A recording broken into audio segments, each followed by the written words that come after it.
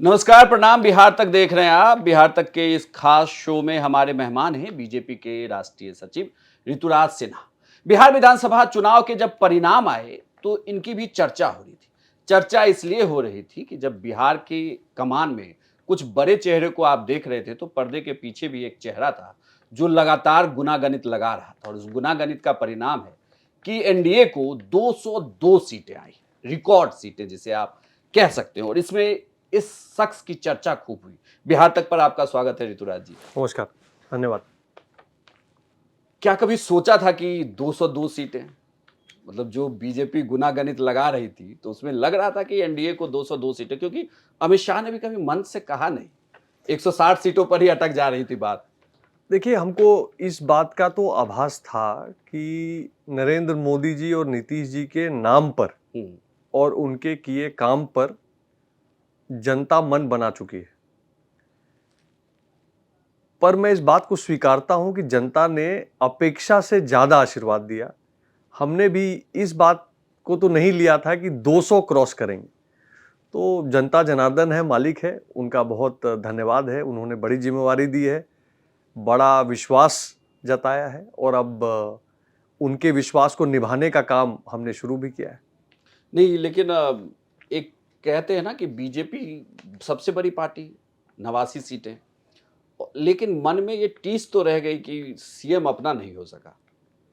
नहीं, मन में टीस तो तब होती जब कोई ऐसी योजना, रणनीति, इच्छा भारतीय जनता पार्टी ने कभी जताई होती। हम तो पहले दिन से कह रहे थे, माननीय प्रधानमंत्री जी से लेके माननीय गृह मंत्री जी, राष्ट्रीय अध्यक्ष जेपी नड्डा जी का जितने बार प्रवास हुआ, हमारे सभी नेताओं ने एक नहीं अनगिनत बार इस बात को स्पष्ट किया कि माननीय नीतीश कुमार जी की अगुवाई में हम चुनाव में जा रहे हैं।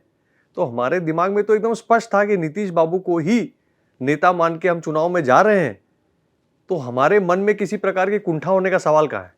नहीं, लेकिन आप कह तो ये बात रहे हैं, लेकिन मैं आपको बताऊं कि आज तक के शो में अमित शाह ने जब पहली बार ये कहा कि विधायक दल का नेता तय करेगा कि सीएम कौन होगा, वहीं से ये चर्चा चल रही थी, और ये चर्चा बार बार चल रही थी। महाराष्ट्र प्रकरण सबने देखा था ना। तो माननीय गृह मंत्री जी अमित शाह जी ने गलत क्या कहा? अमित शाह जी ने स्पष्ट कहा कि विधायक दल चुनेगा और एनडीए के सभी विधायकों की बैठक हुई, सबने एक मत होकर नीतीश बाबू को अपना नेता मुख्यमंत्री चुना। तो जो गृह मंत्री जी कह रहे थे, प्रक्रिया तो वही थी और हुआ भी वैसे ही। लेकिन जनता जिस तरह से नीतीश बाबू को मानती है, विधायक ने भी इस पल्स को देखते हुए चुना। ये एक लोकतांत्रिक प्रक्रिया है, सबके सामने हुई, इसमें क्या लुका छुपी? नहीं, इसमें लुका छुपी का सवाल इसलिए भी उठता है क्योंकि जब प्रधानमंत्री मोदी की बिहार में 2 शुरुआती चुनावी सभा हुई, उसमें नीतीश कुमार नहीं थे और ना ही उन्होंने मंच से नाम लिया।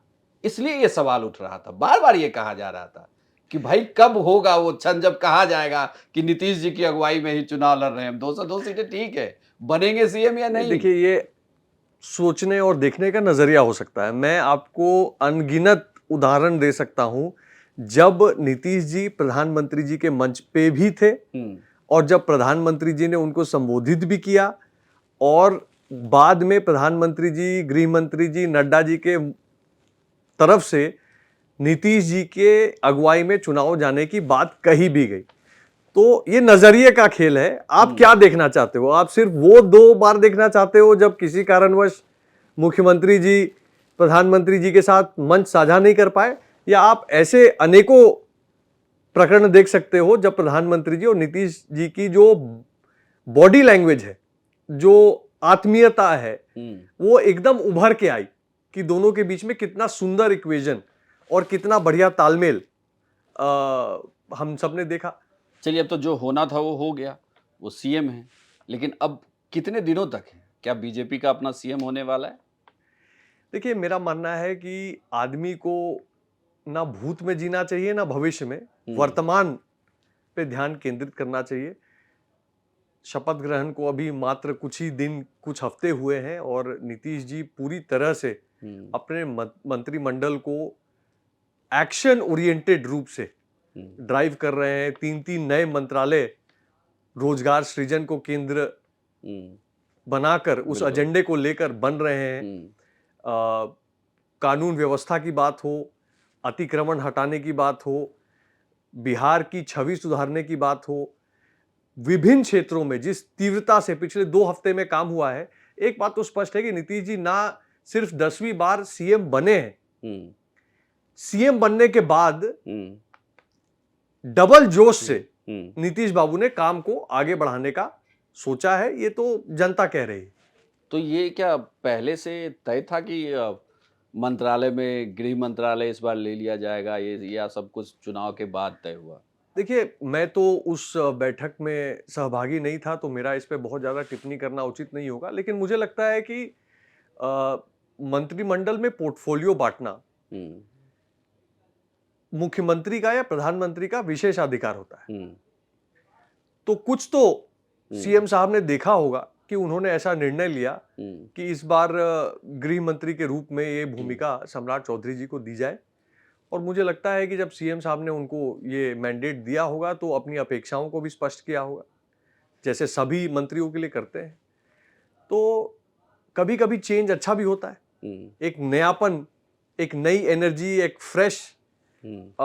फ्रेशनेस लाता है किसी मैंडेट पे। तो मुझे लगता है कि इसको बहुत ज्यादा पॉलिटिकली रीड करने की जगह पे इसको इस तरह से देखना चाहिए कि बिहार में लॉ एंड ऑर्डर में बड़ी सुधार का वातावरण निर्माण हो रहा है, क्योंकि law and order pre condition है, एक शर्त है इंडस्ट्रियल विकास की। उद्योग तब आएंगे, निवेश तब आएगा, रोजगार तब बनेंगे जब लॉ एंड ऑर्डर के मामले में प्रदेश, कोई सा भी प्रदेश हो, बिहार हो, उत्तर प्रदेश हो, मध्य प्रदेश हो, कोई सा भी प्रदेश, लॉ एंड ऑर्डर के मामले में अगर जनता निश्चिंत रहेगी तभी सही मायने में विकास तीव्रता से होगा। तो उसी का एक प्रयास हो रहा है। नहीं, आपकी दो बातें बड़ी कॉन्ट्राडिक्ट है। आप कहते हैं कि ठीक है कि कुछ परिवर्तन होगा तो फ्रेशनेस आएगी, तो 20 साल से तो नीतीश कुमार भी, नहीं तो लॉ एंड ऑर्डर भी उन्हीं के पास। तो मैं एक और भी बात कहूंगा कि उसी चीज में सुधार करना चाहिए जिसमें सुधार की गुंजाइश हो या आवश्यकता हो। आज के डेट में मुझे नहीं लगता कि बिहार में जो पिछले चुनाव से 6-8 महीने पहले नीतीश कुमार जी की सरकार ने काम किया है या शपथ ग्रहण के 2-3 हफ्ते बाद अभी तत्काल में ही कुछ जो काम आए हैं, नीतीश कुमार जी के स्वास्थ्य में, उनके निर्णय लेने की क्षमता में, उनकी ऊर्जा में किसी भी रूप से रिफ्लेक्शन नहीं है कि वो बदलाव की आवश्यकता का सूचक हो। मैं आपको एक उदाहरण देता हूं। नीतीश कुमार जी ने लगभग 100 पब्लिक अपीयरेंस और रैलियां इस चुनाव में की। तो जो भी कोई टिप्पणी कर रहा है कि नीतीश कुमार जी शारीरिक रूप से, मानसिक रूप से, किसी भी रूप से उतने एक्टिव अब नहीं है, तो सही में उसको समझना चाहिए कि एक व्यक्ति 6-6, 8-8 जनसभाएं कैसे कर सकता है। तो आई थिंक कि नीतीश कुमार जी का एक जो एक्शन ओरिएंटेशन है वो स्पष्ट रूप से झलक रहा है, पूरी तरह फिट है, अच्छा काम कर रहे हैं। आज कोई बदलाव की आवश्यकता मुझे तो नहीं दिखती। चलिए अब जरा इससे इतर फिर से चुनाव पर ही आते हैं, क्योंकि चुनाव के पीछे आप काफ़ी लगे रहे। काफ़ी आपने मगध और शाहाबाद को साधने के लिए कहा जा रहा है कि भाई ऋतुराज सिन्हा की पूरी रणनीति थी। तो इस बार ऐसा क्या अलग था? क्या इसकी तैयारी बहुत पहले से चल रही थी या फिर आपको मौका मिला और आपने कहा कि नहीं भाई अभी यहाँ तो प्रूव करना पड़ेगा? नहीं, ऐसा नहीं है। मुझे लगता है कि पूरे चुनाव में मेरे जैसे सैकड़ों कार्यकर्ता, जिसको जो भूमिका मिली सबने किया, और सभी कार्यकर्ताओं की मेहनत का परिणाम है कि हमारे रिजल्ट भी अपेक्षा से बढ़कर आए। बची बात शाहाबाद की, 5 गुना बेहतर बढ़ के आए हैं। बची बात शाहाबाद की, मुझे लगता है कि ये किसी रणनीति से ज्यादा, चुनाव है तो रणनीति तो होगी ही, पर रणनीति से ज्यादा ये मोदी और नीतीश के जननीति का परिणाम है, जो काम इन लोगों ने किया है, जो जनता का विश्वास मोदी जी और नीतीश जी के नाम पर है, उसका ये रिजल्ट आपको शाहाबाद मगध में मिला। मुझे जो सेटिस्फैक्शन है शाहाबाद मगध का, उसमें 2-3 बातें मेरे ध्यान में आती हैं। पहली बात तो ये आती है कि मगध में 26 सीटें हैं, जिसमें हम 20 सीट जीत के आए, और उसमें कुछ सीटें हैं मखदूमपुर की या बोधगया की या इस तरह की सीटें जो हम बहुत छोटे अंतर से, कुछ छोटे वोट से हारे। नहीं तो हम 26 में 20 से भी अधिक सीट जीत के आते। ये एक अत्यंत सुखद परिणाम है। उसी तरह शाहाबाद आप देखिए 22 सीटें, 22 सीटों में हम 19 सीटें जीत के आए, जबकि रामगढ़ जैसी सीट हम मात्र 30 वोट से हारे। तो जो भी ये टिप्पणी करते हैं तंत्र का उपयोग और ये सब जो चर्चा करते हैं, उनको समझना चाहिए कि 30 वोट से हम हारे हैं रामगढ़ जैसी सीट। कुल मिला के देखिए तो शाहाबाद, जहां पर 20 के चुनाव में 48 में से 5 सीटें हम जीते थे, और लोकसभा के चुनाव में भी शाहाबाद मगध क्षेत्र में 8 लोकसभा क्षेत्र हैं, उसमें से 6 पे किन्हीं कारणों से हम पीछे रह गए थे। उस क्षेत्र ने इस बार 48 में 39 सीट्स एनडीए की झोली में डाली हैं। क्यों डाली हैं? इसलिए डाली हैं क्योंकि एक बुजुर्ग ने,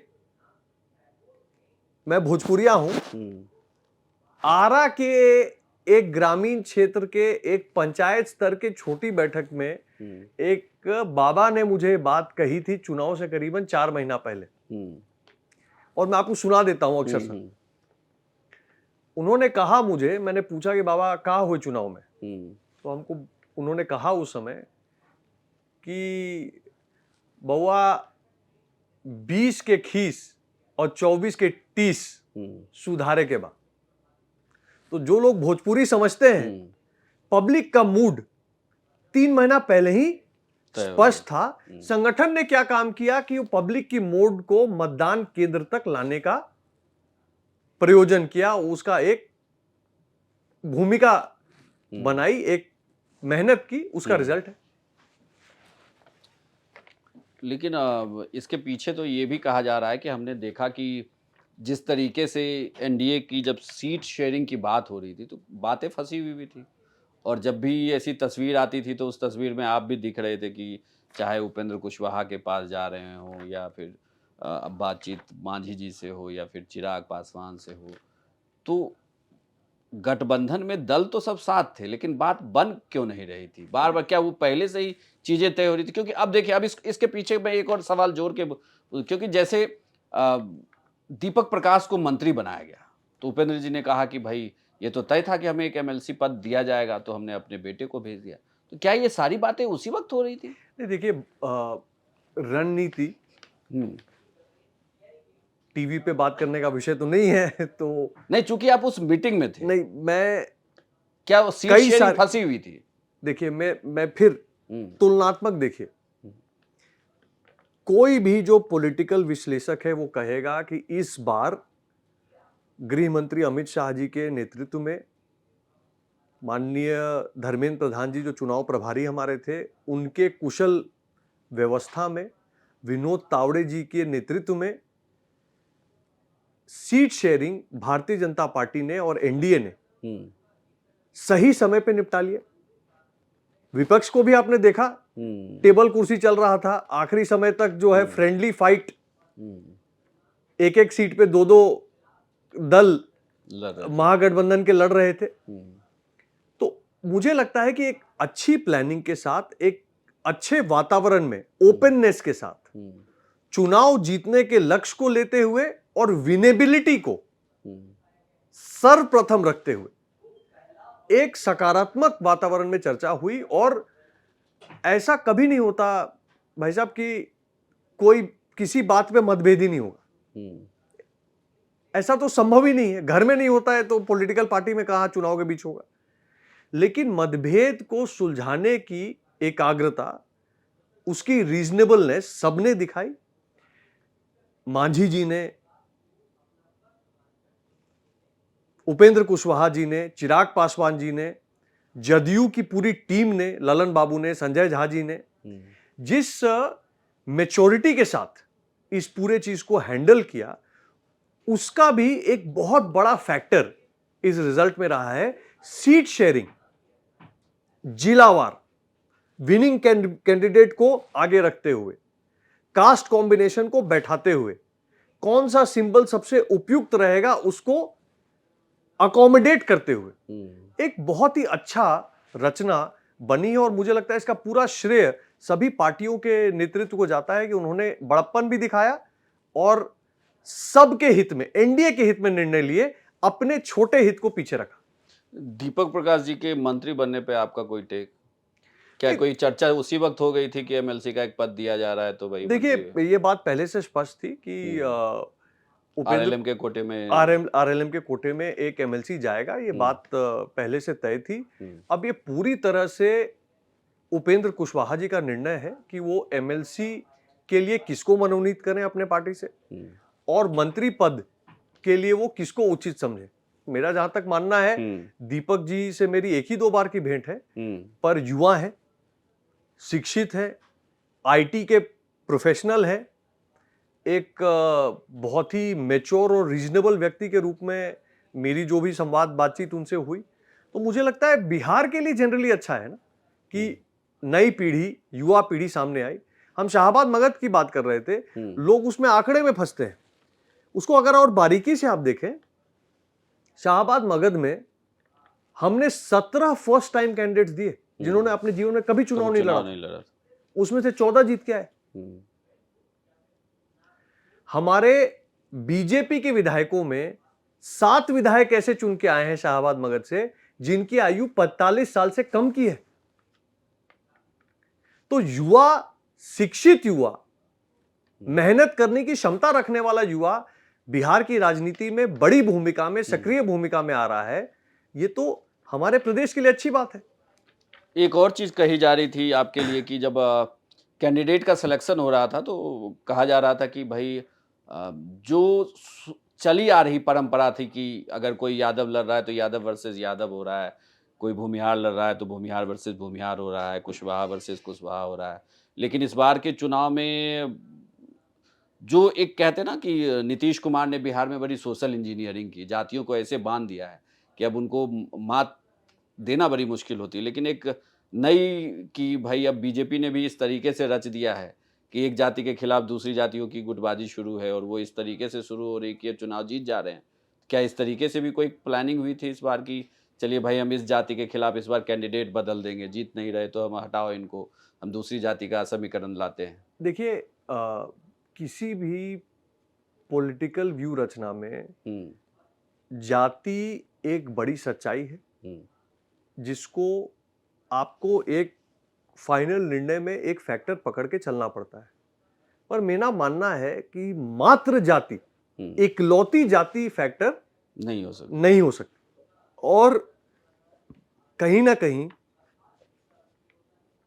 कैंडिडेट की अपनी कुशलता, उसकी अपनी योग्यता, संगठन का अनुभव हो या जनसेवा का अनुभव हो, जनता के बीच रहने का, जोड़ने का अनुभव हो, आयु से भी इसका कोई बहुत बड़ा लेना देना नहीं।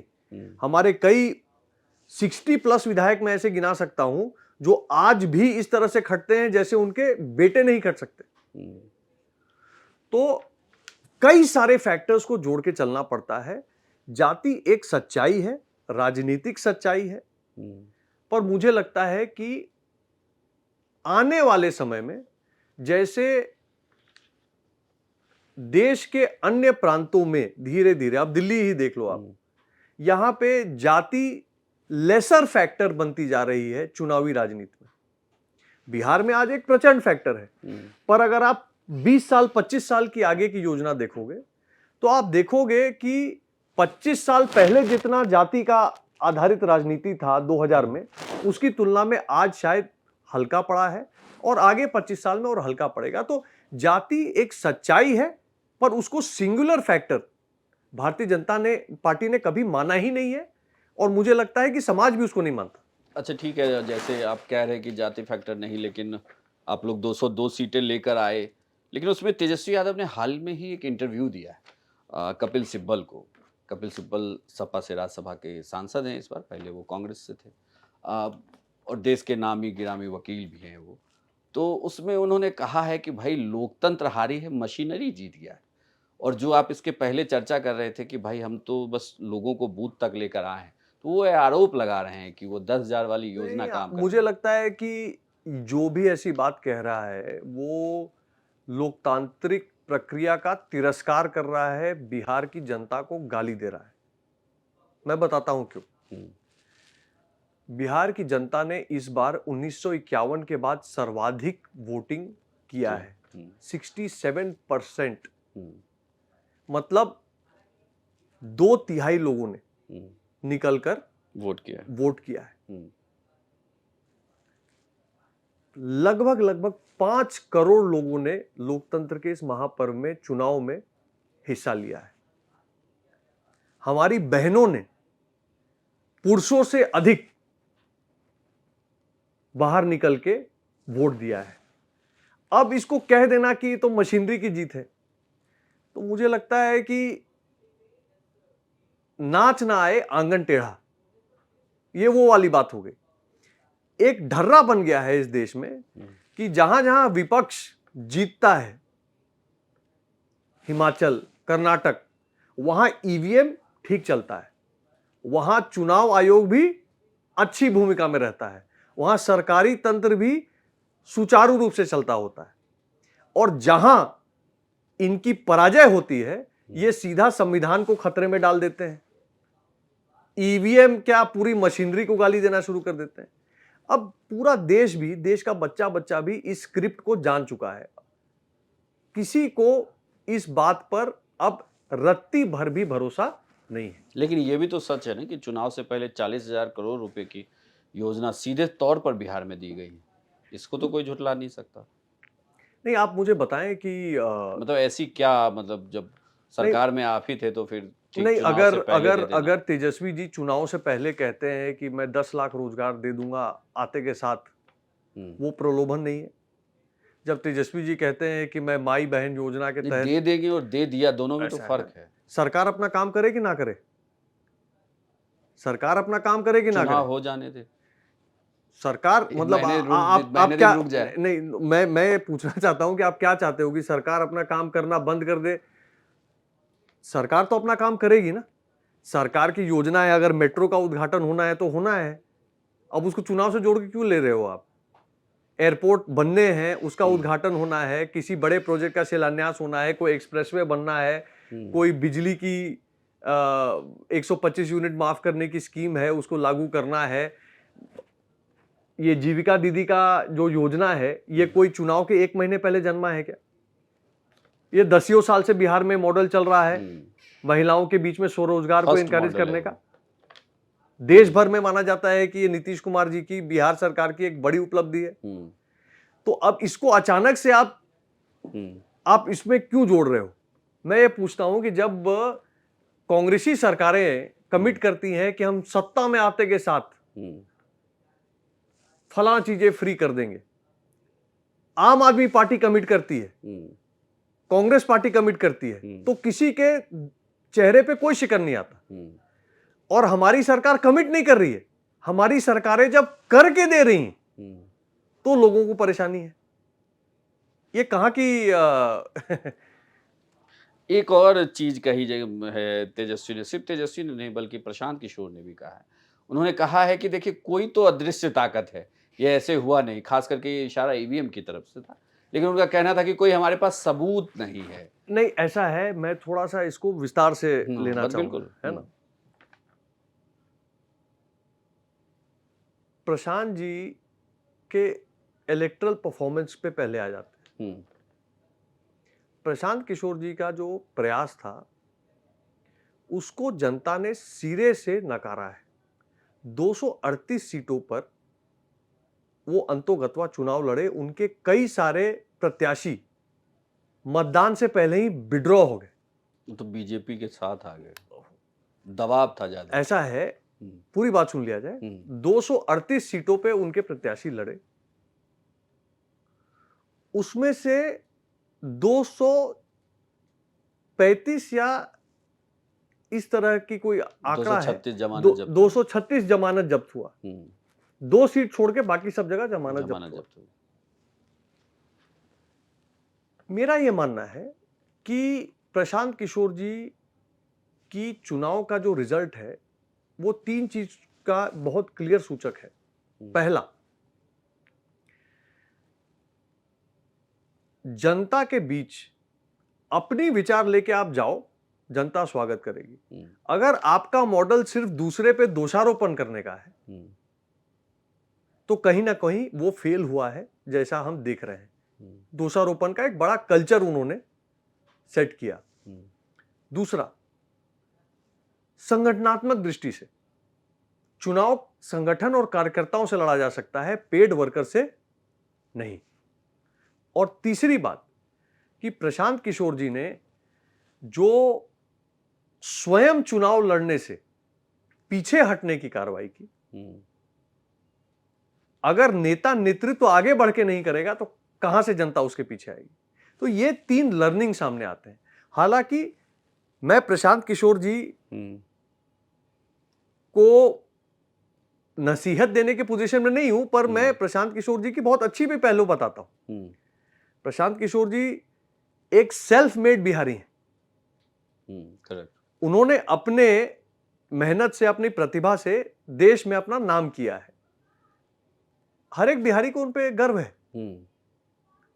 वो अपनी मेहनत से कमाई हुई पैसा को अगर चुनाव में सही में लगा रहे हैं, जैसा कि वो कहते हैं, तो एक अच्छा काम कर रहे हैं। घर छोड़ के सब अगर वो मुद्दा आधारित राजनीति, जाति आधारित राजनीति नहीं, विषय आधारित राजनीति कर रहे हैं, तो एक अच्छा कल्चर ला रहे हैं। तो प्रशांत किशोर जी के बारे में बहुत सारी अच्छी चीजें भी हैं, लेकिन मुझे लगता है कि जो दोषारोपण की राजनीति है, जो पेड वर्कर की राजनीति है, जो सोशल मीडिया में भोकाल बनाने की राजनीति है, कहीं ना कहीं जनता ने इसको नकारा है और मोदी और नीतीश पे पुनः भरोसा नहीं, वो आपकी सरकार के खिलाफ 15 तारीख से फिर उतरने वाले हैं। उन्होंने कहा है कि जिसको 10,000 दिया गया है उन्हें 1,90,000 भी दिलवाएंगे। ऐसा है, प्रशांत किशोर जी अगर बिहार में लगातार रह के काम करेंगे तो मुझे लगता है कि इसका स्वागत करना चाहिए। सब समस्या ये होती है कि चुनाव समाप्त होने के तत्काल बाद कोई चला जाता है यूरोप, कोई चला जाता है दिल्ली। सही मायने में जनता के बीच में रह के जो लोग राजनीति कर रहे हैं, लोकतंत्र में पक्ष और विपक्ष दोनों की भूमिका है। हमारा संविधान अंबेडकर जी की बहुत सुंदर रचना है। जो भी संविधान सभा में रहे हो, डॉक्टर राजेंद्र प्रसाद जी की अध्यक्षता में जो भी उन्होंने निर्णय किया, वो सही में देश का आईन है। तो विपक्ष अगर अपनी भूमिका निभाता है, प्रशांत किशोर जी भी उसमें है, हालांकि वो जीत नहीं पाए कोई सीट, लेकिन वो भी विपक्ष की एक आवाज है। जमीन पर अगर वो 5 साल लगातार काम करेंगे, मेरा पूरा विश्वास है कि जनता उनकी बात सुनेगी। तो कभी भविष्य में बीजेपी उनकी मदद लेगी? भारतीय जनता पार्टी में जगह कहां है भाई? भारतीय जनता पार्टी में आप जितने जात बिरादरी के, जिस क्षेत्र के बोलिए, जिस स्तर के बोलिए, जिस एजुकेशन बैकग्राउंड के बोलिए, सब तरह के लोग कार्यकर्ता के रूप में उपलब्ध हैं। अगर कभी प्रशांत किशोर जी का मन बदला, उनको लगा कि मोदी जी के नेतृत्व में वो बेहतर काम कर पाएंगे, तो तब की तब देखी जाएगी।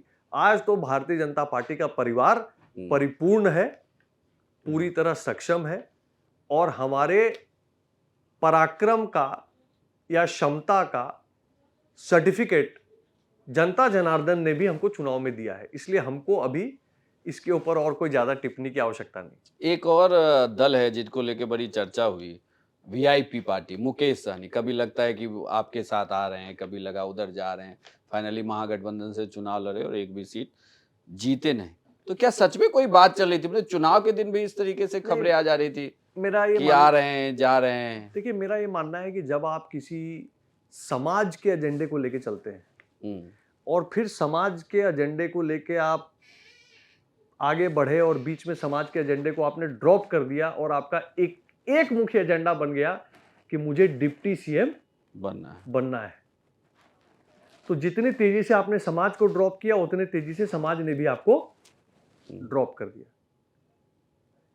तो मुझे लगता है कि इस पूरे चुनाव में मुकेश सहनी जी की जो सबसे अच्छी उपलब्धि मुझे लगी वो ये है कि उन्होंने राहुल गांधी जी को मछली मारना सिखाने का प्रयास किया। अच्छा दृश्य बना। राहुल गांधी जी की भी इलेक्शन टूरिज्म पूरी हुई, तो उसको छोड़ के इस इलेक्शन में उनका कोई प्रभाव मुझे तो नहीं दिखा। चलिए, आप राहुल गांधी पे आए तो वो लगातार एक और मुद्दा उठा रहे हैं। हालांकि बिहार में वोटर अधिकार यात्रा भी की थी उन्होंने, कई शहरों से वो यात्रा गुजरी, बिहार तक ने लगातार कवर भी किया था उसे, मैं खुद गया था उसको कवर करने के लिए।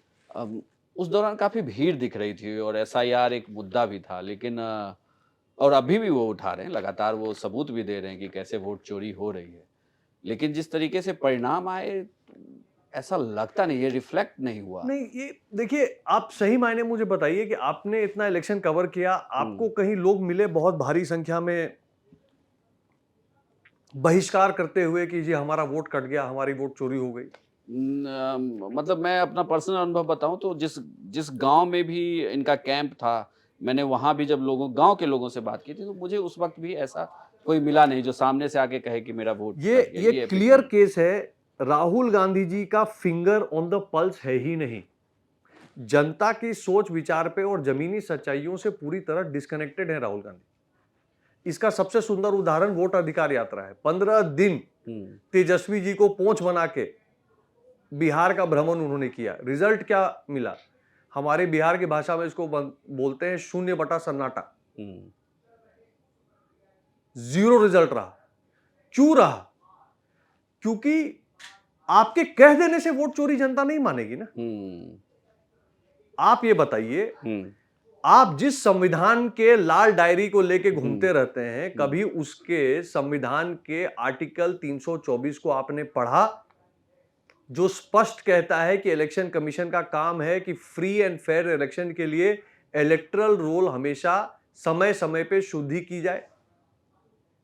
आप इतना कानून के बारे में ज्ञान पूरे देश को देते हैं। आपने representation of people act 1950 section 21, 22, 23, 24 एक बार पलट के देखा? एसआईआर की प्रक्रिया क्या होती है? स्पेशल इंटेंसिव रिवीजन क्या होता है? स्पेशल रिवीजन क्या होता है? कितने बार होता है? कैसे होता है? उन्होंने जैसे एक बात कही कि हाउस नंबर जो है सबका सेम है। मैं देख रहा था वो जीरो लिखा हुआ था। जीरो लिखा हुआ है। अब इस आदमी को पता ही नहीं कि हमारे यहां गांव में जाइएगा, वहां पे गांव में जाके पूछिएगा हाउस नंबर क्या है तुम्हारा? किसका हाउस नंबर होता है? House number. मेरा गांव में घर है, हाउस नंबर नहीं है भैया। नहीं, हमारा भी नहीं। ये कौन समझाएगा राहुल गांधी जी को? तो बेतुकी बातें ना। आप मुझे बताओ कि इलेक्टरल रोल के शुद्धिकरण के लिए सिंपल इलेक्शन कमीशन का 3 पॉइंट का एजेंडा है। मैं उसको कहता हूं 3D। पहला डी मतलब डेड, जो लोग मृत हो गए उनका नाम इलेक्टरल सूची से हटा दो। दूसरा डुप्लीकेट, जो लोग एक से अधिक वोट बना के घूम रहे हैं। मेरा घर आरा में है, मान लीजिए हम आरा के भी वोटर हैं और हम तरारी के भी वोटर हैं। 2 जगह वोट बना के रखे हुए, डुप्लीकेट वोट। ऐसे 7 लाख से अधिक केस बिहार में पकड़े गए। इनको हटाना नहीं चाहिए क्या? और तीसरा है डूबियस क्रेडेंशियल। डेड, डुप्लीकेट और डूबियस। डूबियस क्रेडेंशियल मतलब कि मैं यहां मतदाता बन गया, पर ना हमारे बाबूजी का ना माताजी का, दोनों में से किसी का नाम 2003 के पहले के किसी इलेक्टरल रोल में बिहार में नहीं था। तो मतलब मैं कहां से आया बिहार में? अच्छा ठीक है, चलिए, आप जो है आपके हो सकता है माता पिता 2003 के बाद बिहार आके बसे हो, तो बिहार का कोई जमीन का कागज, को अस्थाई रेजिडेंशियल एड्रेस या कोई किसी तरह का तो कागज होगा आपके पास। खाली आधार के अलावा कैसे होगा? तो जो डूबियस वोटर है,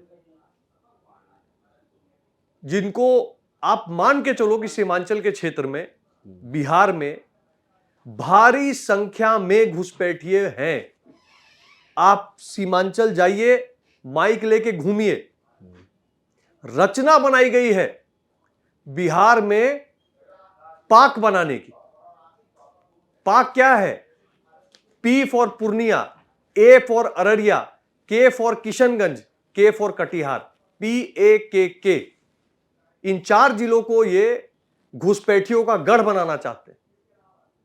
आज हालत ये हो गई है कि अपने समाज की बहु बेटियों को लोग सुरक्षित नहीं पाते हैं, वहां से परिवार के परिवार पलायन कर रहे हैं, भूमि कब्जा हो रहा है। लोग चाहते हैं कि ये बंगाल बने, लेकिन बिहार को बंगाल नहीं बनने देना है। मुझे तो स्वागत करता हूं इस बात का कि कम से कम SIR के माध्यम से, इलेक्शन कमीशन की कार्रवाई से सबको सामने आया कि किस तरह से कितने इलीगल इमिग्रेंट, जिनको घुसपैठिया हम कहते हैं, वो बिहार के इन 4 जिलों में आके बसे हैं। देखिए, और मैं इसको धर्म से जोड़ के नहीं देखता, मैं थोड़ा समय ले रहा हूं, पर आप इसको समझें, ये गंभीर विषय। मैं शाहाबाद का रहने वाला हूं, शेरशाह सूरी का एरिया है शाहाबाद।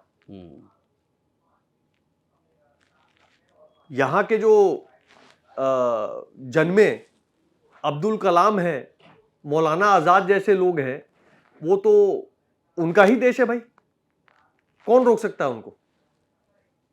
लेकिन घुसपैठिए जो आके बांग्लादेश से घुसे हैं, इनको क्या अधिकार है कि वो बिहार में घुसकर या देश के किसी भाग में घुसकर हमारे जमीनों पे कब्जा करें, मतदाता बने, देश के रिसोर्सेज पे अपना अधिकार जमाए? क्या इस तरह का लोकतंत्र हमको चाहिए क्या? तो SIR को पूरा समझना पड़ेगा। ये राहुल गांधी जी की समझ से आप SIR नहीं समझ सकते, क्योंकि राहुल गांधी जी जमीन की हकीकत से बहुत दूर है। नहीं, लेकिन जो आप ये पाक बनाने की बात कर रहे थे, उसमें कई नेताओं ने ये कहा कि भाई देश का गृह मंत्री आपकी पार्टी का, बिहार में आप हैं, तो आपको रोक कौन रहा है? आप ऐसे घुसपैठियों को पकड़िए, उनको बाहर निकालिए। बिल्कुल लेकिन वो तो चुनाव आयोग ने भी तो नहीं, वो कोई डिटेल बिल्कुल नहीं दी। मेरा ये मानना है, और मैं ये आपसे खुल के कह रहा हूं कि हमारे बॉर्डर पोरस हैं। हमारे बॉर्डर को मैं बहुत समय नॉर्थ ईस्ट का सह प्रभारी रहने का अवसर मिला। मैंने प्रैक्टिकली जाके जो मेघालय से सटा हुआ बॉर्डर है, त्रिपुरा से सटा हुआ बॉर्डर है, मिजोरम से सटा हुआ बॉर्डर है, देखा है भाई साहब, कितने पहाड़, कितनी नदियां, कितने जंगल हैं, उसका इंच इंच बांध के रखना कठिन है। और वहां से भी पोरस बॉर्डर है, लोग आते ही होंगे, मुझे कोई डाउट नहीं है। मैं ये कह रहा हूं कि जो आ गए, उनकी स्क्रीनिंग करके, जो गलत लोग हमारे देश में जबरदस्ती बिना कागज के घुस के बैठे हैं, उनको पकड़ के बाहर निकालने में कोई समस्या है क्या?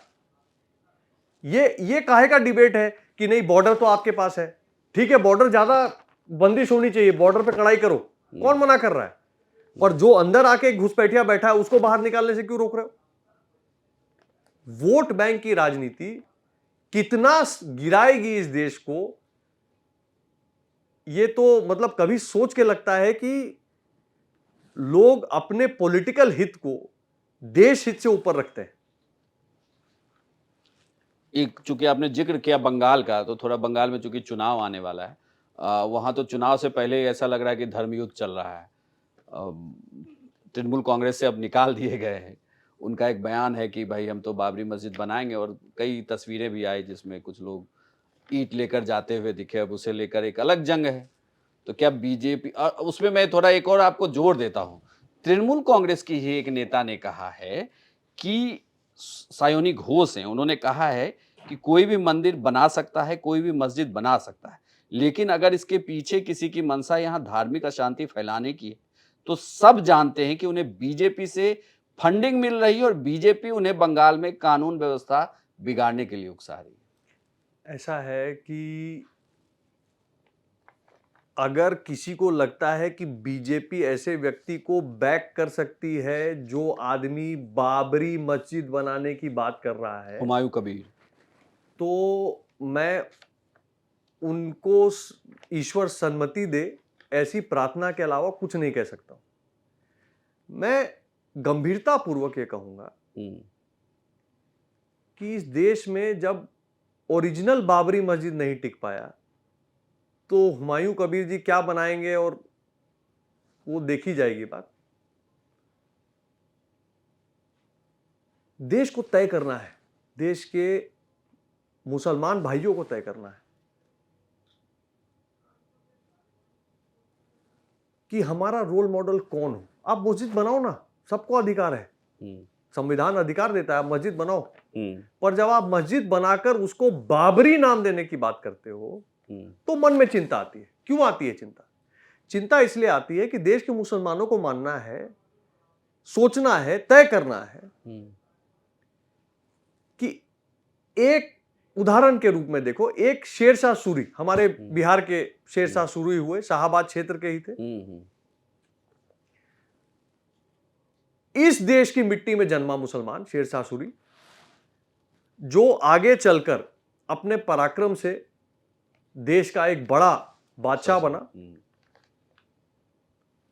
बादशाह बनने के बाद उसने कभी हिंदू मुस्लिम की लड़ाई इनकरेज नहीं की। उसने तो टोडरमल को अपने यहां बड़ा स्थान सम्मान दिया। एक ऐसा शेरशाह सूरी बना जिसने उस जमाने में 1500 से पहले मात्र 5 साल के सत्ता में देश को रुपया करेंसी दिया, लैंड रिफॉर्म, जो रेवेन्यू कलेक्शन का जो तरीका होता है, उसको स्थापित किया, रोड बनवाए देश में, पुलिसिया तंत्र सेट किया देश में, अमन और चैन हो इसकी तैयारी की। ऐसे शेरशाह सूरी के नाम पे बनवाओ ना आप मस्जिद। आप क्यों बाबर के नाम पे बनवाते हो, जो कि एक आक्रांता था, वो देश का नहीं था? बाबरनामा खोल के पढ़ो, उन्होंने इस देश के बारे में क्या अपनी सोच रखी है, बाबरनामा में लिखा है। उसने इंडिया को एक एक्सप्लॉइट करने की जगह, लूटने की जगह देखी, कभी अपनी धरती, अपनी मिट्टी नहीं मानी। मीर बाकी उन्हीं के जनरल थे जिन्होंने ढूंढ ढूंढ के हिंदुओं के मंदिरों को विध्वंस किया। बाबर वो व्यक्ति था जिसने देश में मरे हुए लोगों के लाशों का पहाड़ बनाकर अपनी जीत को नापने का कल्चर स्थापित किया। ये मैं नहीं बोल रहा हूं, ये बाबरनामा में लिखा है। तो मुझे पूछना यह है कि आप मस्जिद बनाओ, मंदिर बनाओ, मस्जिद बनाओ, गुरुद्वारा बनाओ, देश का संविधान सबको आजादी देता है, आप अपना धर्म का पालन करो। पर आपको चुनना पड़ेगा कि आपका रोल मॉडल शेरशाह सूरी है या आपका रोल मॉडल बाबर जैसा आक्रांता है। चलिए, तो आपके अनुसार, चूंकि भाई आप राष्ट्रीय सचिव हैं, तो बंगाल में क्या स्थिति है? बीजेपी क्या करने वाली है इस बार? कैसा प्रदर्शन होगा? नहीं, मुझे लगता है कि चुनाव असम में भी है, असम को भी लेकर नहीं, देखिए, मेरा ये मानना है कि प्रधानमंत्री जी ने पहले स्पष्ट कर दिया है कि विकास की गंगा जो है वो पटना होके कलकत्ता पहुंचती है। तो ये गंगा वहां बंगाल की ओर बढ़ रही है, तो साफ दिख रहा है। और मुझे लगता है कि वहां की जनता भी अब टीएमसी शासन से परेशान है, वोट बैंक की राजनीति से परेशान है, चाहती है देश के साथ जुड़कर डबल इंजन की सरकार बनवाने का। बंगाल की जनता का लॉस हुआ है। जब राज्य सरकार और केंद्र सरकार झगड़ते हैं तो लॉस आम आदमी का होता है। तो जिस तरह से बिहार में डबल इंजन की सरकार बनी है, जहां केंद्र के सहयोग से प्रदेश को और ऊर्जा और तेजी मिलेगी, आर्थिक सहयोग मिलेगा, पॉलिसी सहयोग मिलेगा, मुझे लगता है कि बंगाल का मूड भी उसी तरफ बढ़ रहा है और आने वाले समय में और स्पष्ट भी होगा। और असम में, वहां भी देखिए, असम में मैं असम में भी होके आया। असम के बारे में मुझे लगता है कि असम में विकास की जो बयार नरेंद्र मोदी जी के लीडरशिप में आई है, एक ऐसा प्रधानमंत्री, भाई साहब 55 बार नॉर्थ ईस्ट गए हैं प्रधानमंत्री मोदी जी पिछले 10-11 सालों में, 55 बार। और असम भी गए होंगे 15-20 बार, तो असम भी गए होंगे। हर एक, मतलब आप समझिए, हर एक 2-3 महीने में एक बार वहां पहुंचते हैं। नॉर्थ ईस्ट को जोड़ने का काम किया है और उसका सबसे बड़ा लाभ असम की जनता को हुआ है।